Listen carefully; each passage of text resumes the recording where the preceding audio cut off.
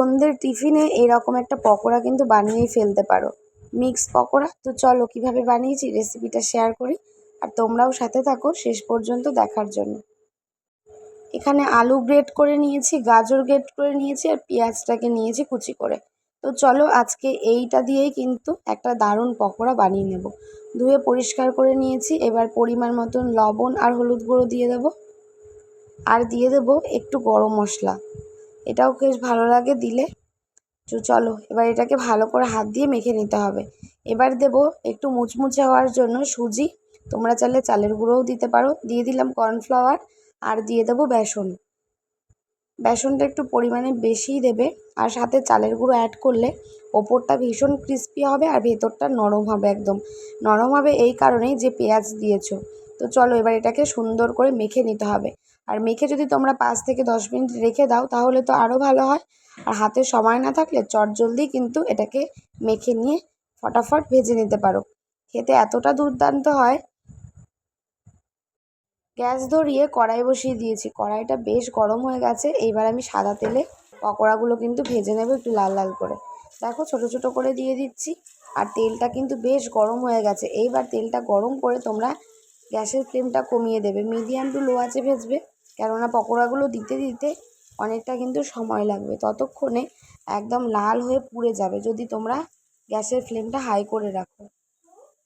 এর মধ্যে ডিম ফাটিয়ে দিতে পারো বা অন্যান্য সবজিও অ্যাড করতে পারো। আমি আর দিইনি, মোটামুটি এটা দিয়ে করে নিয়েছি। এর মধ্যে একটু চিকেন চপ করে দিলেও ভালো লাগতো, বা তোমরা অনেক কিছু সবজিও অ্যাড করতে পারো। যখন যেটা মন চায় তখন সেইভাবে কিন্তু চটজলদি করে এই রেসিপিগুলো ট্রাই করা যায়। আর সন্ধ্যের টিফিনে এগুলো তো জমে যাবে একদমই। চায়ের সাথে খেতেও ভালো লাগবে, বাড়িতে বাচ্চারাও খেলে ভালোবাসবে, আর বাড়িতে কেউ এলেও কিন্তু তোমরা এগুলো বানিয়ে দিতে পারো। আমার রেসিপি ভিডিওগুলো কেমন লাগে তোমাদের অবশ্যই কিন্তু কমেন্ট করে জানাতে ভুলো না। হাতে একটু সময় নিয়ে পকোড়াগুলো ভাজবে, আর দেখো একদম লাল লাল হয়ে আসছে। এইবারে আমি নামিয়ে নেব কিন্তু পকোড়াগুলো।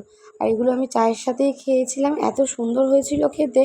আর দেখো দেখে বুঝতেই পারছো যে কতটা সুন্দর হয়েছে। কেউ কিন্তু না খেলে বুঝতে পারবে না যে এটা চিকেন পকোড়া না আলু দিয়ে বা মিক্স পকোড়া তুমি করেছো।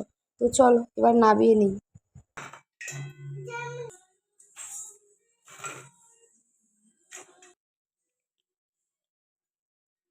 দেখো সবাই কতটা সুন্দর হয়েছে দেখতে, একদম লাল লাল, আর ওপরটা একদম ক্রিস্পি কিন্তু হয়েছে, আর ভেতরটা নরম।